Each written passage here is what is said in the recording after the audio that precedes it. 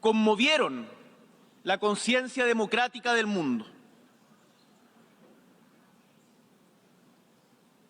Mientras habían algunos países que en esa época apostaban por la desestabilización de democracias frágiles y otras más robustas, hubo también organismos multilaterales como el Sistema de Naciones Unidas, que jugaron un rol fundamental en la defensa de los derechos humanos y de la democracia, porque desde un primer momento se la jugaron por defender a los que más sufrían, a los más desvalidos, en América Latina, en Chile y en gran parte del mundo.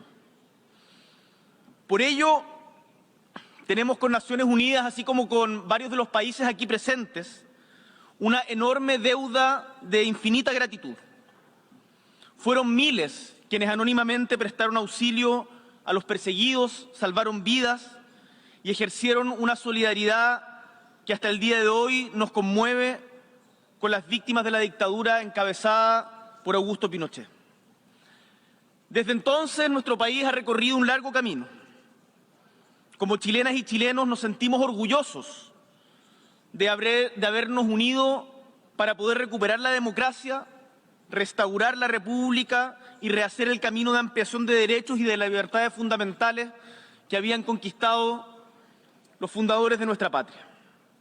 Chile es un país que ama y fomenta la paz, y desde esa identidad que nos caracteriza es que vengo a hablarles.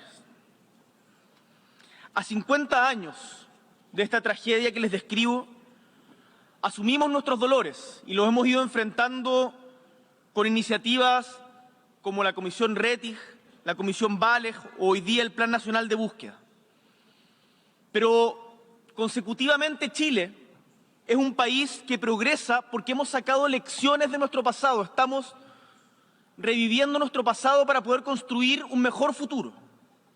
Y desde ese aprendizaje nos proyectamos a los desafíos que nos plantea el presente. Y yo diría que el principal, y con el cual estamos mayoritariamente de acuerdo, y lo he escuchado en los discursos que nos han antecedido, es que los problemas de la democracia siempre deben resolverse con más democracia y nunca con menos. Y que un golpe de Estado jamás es inevitable. La democracia siempre ofrece alternativas. Aprendimos también que los derechos humanos son una base ética irrenunciable en la acción política y que los derechos humanos no tienen un color político y deben ser promovidos y defendidos en todo tiempo y en todo lugar. Y su condena debe ser clara sin importar cuál sea el color del gobierno que los vulnere. Este es un principio que hemos sostenido y seguiremos sosteniendo, en especial como miembros del Consejo de Derechos Humanos de Naciones Unidas. Aprendimos a través de nuestra historia también que la democracia es frágil, que no está garantizada para siempre y que por lo tanto debemos cuidarla. Que la violencia no es aceptable como forma de acción política en democracia y que debe siempre prevalecer el diálogo entre quienes piensan distinto, lo que también aplica a las relaciones entre los países. Por eso quiero reafirmar la vocación profunda de Chile por el multilateralismo y los mecanismos pacíficos de solución de controversias. Aprendimos también, y esto creo que es importante destacarlo en tiempos de polarización, que cuando logramos unirnos en pos de objetivos comunes podemos avanzar de manera plural por el beneficio de nuestros pueblos. Porque es cierto, y quien quiera que siga el debate en nuestro país podrá ver que en Chile persisten grandes diferencias, pero también hay grandes consensos. Y es así como en conjunto, con los 4 expresidentes y presidenta vivos actualmente, y mi persona firmamos un compromiso de cara al futuro por la democracia y los derechos humanos. E invitamos a otros líderes de Estado también a adherirlo. Y también, incluso en los momentos de más algidez política, somos capaces, oficialismo y oposición, de juntarnos para buscar caminos que nos permitan salir de los entrampamientos y poner a nuestro pueblo por delante de nuestras legítimas diferencias. Y es así como en conjunto, insisto, en conjunto, oficialismo y oposición, vamos armando camino para poder atender a las demandas de nuestro pueblo.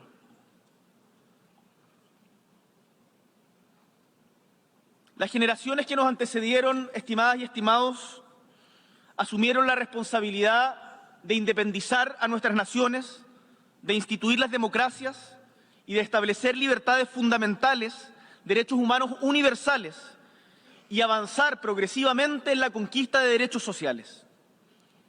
A mi generación, la que aún no había nacido para el golpe de Estado de 1973, nos toca la no menos difícil tarea de consolidar y defender muchos de esos legados, al mismo tiempo que enfrentamos con optimismo las nuevas amenazas y desafíos.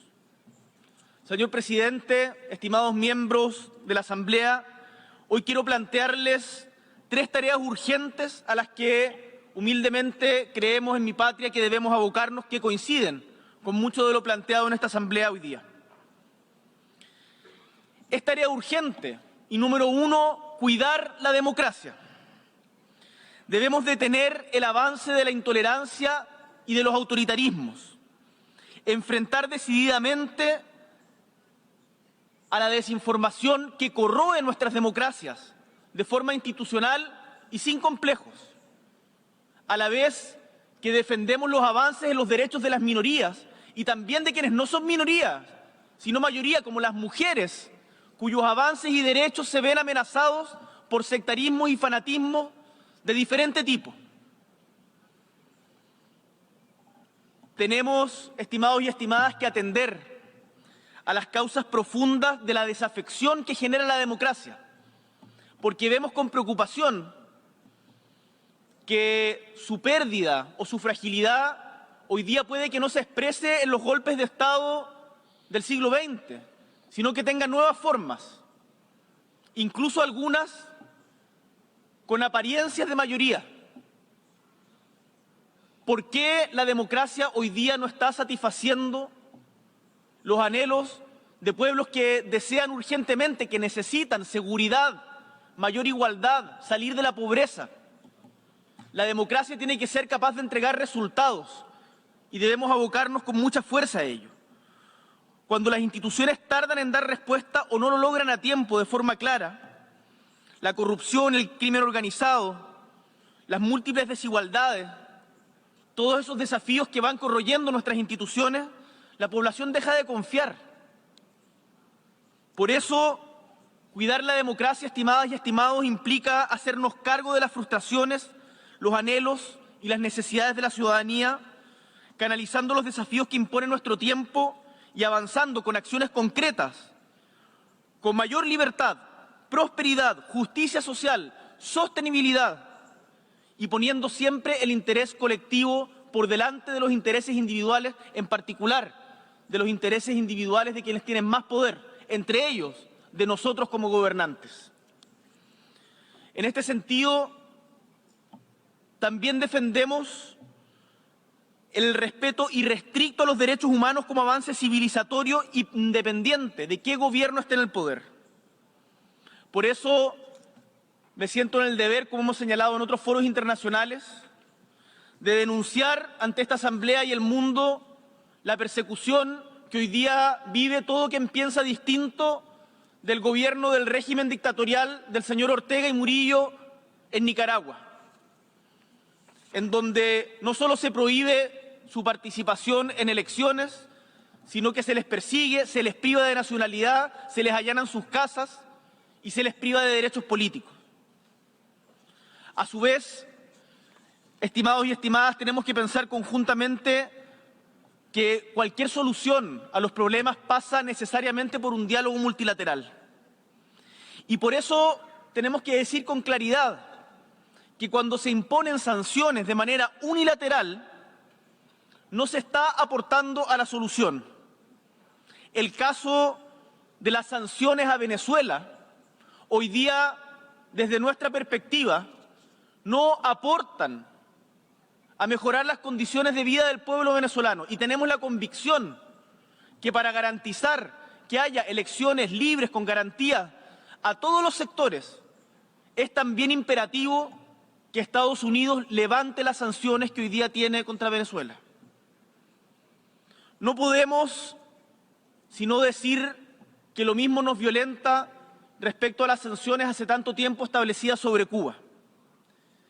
Y en esto quiero ser muy claro. Declarar que Cuba es un país que promueve el terrorismo no solo es falso, sino que nos violenta. Y por lo tanto instamos a Estados Unidos a seguir la línea que en su momento tuvo el gobierno de Barack Obama, cuando lo sacó de esa infame lista, que ya lleva 3 años repitiéndose y que tanto daño le hace no al gobierno, al pueblo cubano que no lo merece. También nos sentimos en el deber de alzar la voz ante 2 conflictos que desgarran desde diferentes épocas a nuestra humanidad. Se preguntarán algunos legítimamente, ¿por qué desde Chile hablamos de conflictos en tan lejanos países? Porque nos duele la humanidad entera y porque no podemos callar cuando vemos, por ejemplo, la ilegal ocupación y la negación de la posibilidad de un gobierno palestino. El muro que se ha instalado que divide a sus propios ciudadanos. Y reconociendo el derecho de existir de los 2 estados, Israel y Palestina, exigimos desde esta tribuna también el respeto al derecho internacional. Y en un conflicto más reciente, pero en donde también vemos las ambigüedades que se suscitan cuando esto pasa geopolíticamente, no podemos sino condenar de manera clara y explícita la ilegal invasión de Rusia a Ucrania. Y en este punto tenemos la convicción que no se puede culpar de un conflicto de estas características o responsabilizar de la misma manera al pueblo invasor que al pueblo invadido, o más bien al gobierno invasor que al pueblo invadido. Y que por lo tanto la paz pasa por la garantía del respeto a la integridad territorial de las naciones.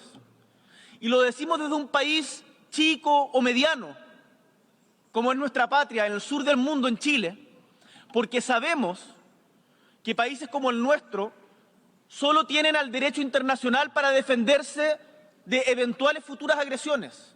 Hoy día es Ucrania, mañana podría ser cualquiera de nosotros. Y ante eso no podemos cerrar los ojos. Y no podemos permitirnos tampoco ser ambiguos en la condena a lo que desde nuestra perspectiva es una guerra de agresión ilegal.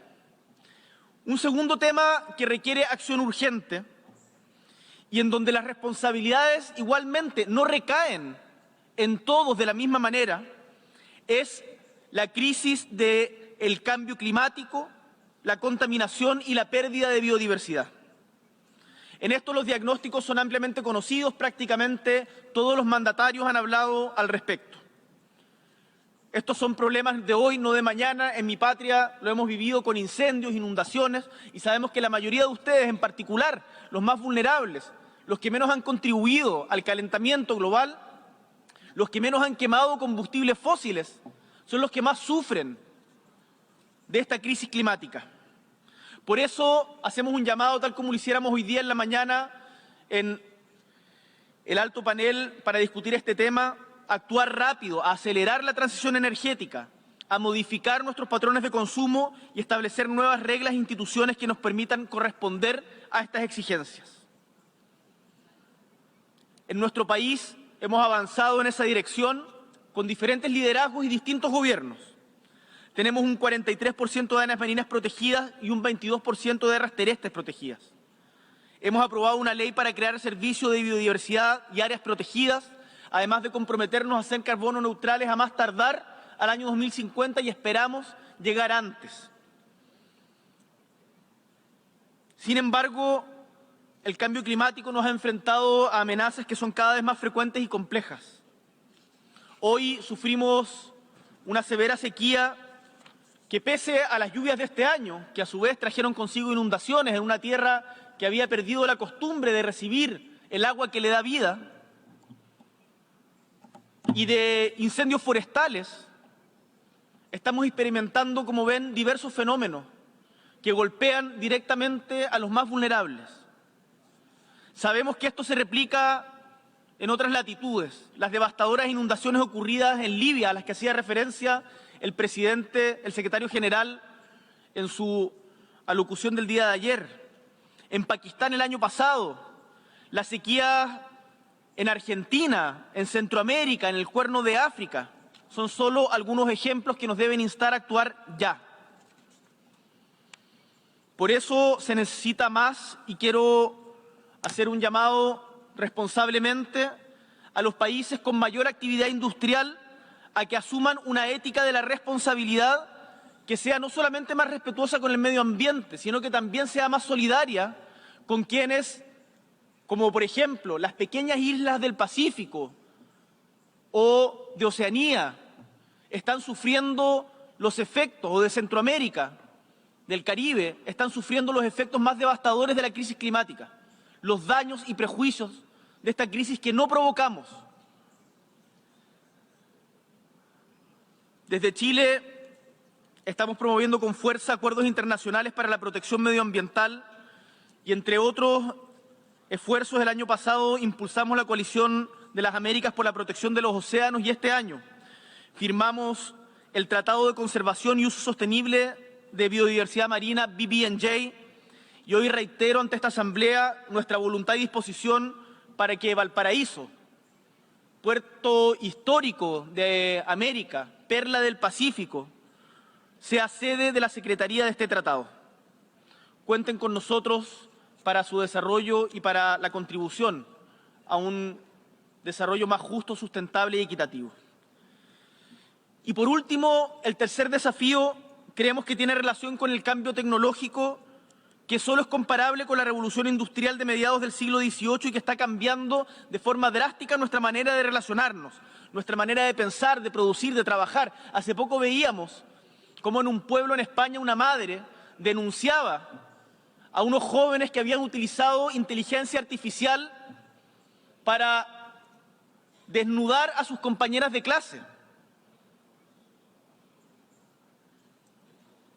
mancillándoles no solo la honra, sino también su derecho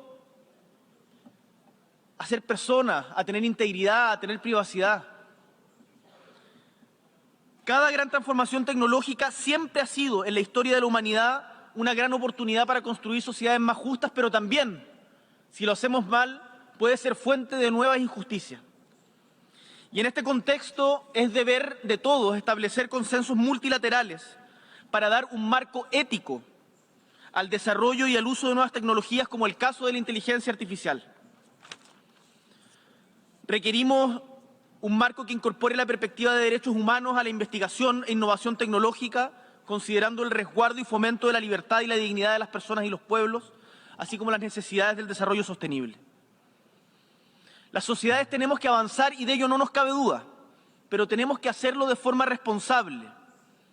Por eso, entender y gestionar mejor las oportunidades que el porvenir nos ofrece para usarlas en nuestro beneficio antes de que se conviertan en amenaza y terminen profundizando las desigualdades existentes es un deber, que es, por ejemplo, lo que hacemos en Chile desde el Congreso del Futuro, y que no me cabe ninguna duda, ustedes también tienen iniciativas parecidas en sus países. Con humildad, pero también con orgullo, puedo afirmar que nuestro país hoy día tiene condiciones para ser un referente latinoamericano de cara al futuro de la inteligencia artificial, y vamos a trabajar firmemente en esa dirección. Democracia es memoria y futuro. Y es por ello que queremos que el desarrollo tecnológico sea una herramienta de unión y no de división, que promueva el empoderamiento en conjunto de la sociedad, que enfrente el fenómeno de la desinformación, que apoye sobre todo a los sectores más vulnerables y que no signifique una profundización de las inequidades ya existentes, tanto a nivel global como al interior de nuestros países.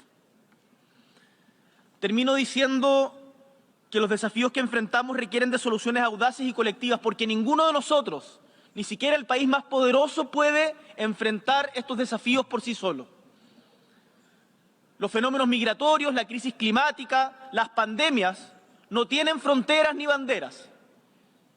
Nos afectan a todos los países del mundo. Y por eso este foro, esta asamblea, tiene que estar a la altura de ese desafío. Y hagamos valer, si somos más, las palabras y la petición que nos hiciera el día de ayer el secretario general Antonio Guterres respecto a la necesidad de reformar la gobernanza mundial, tanto en sus aspectos políticos como financieros.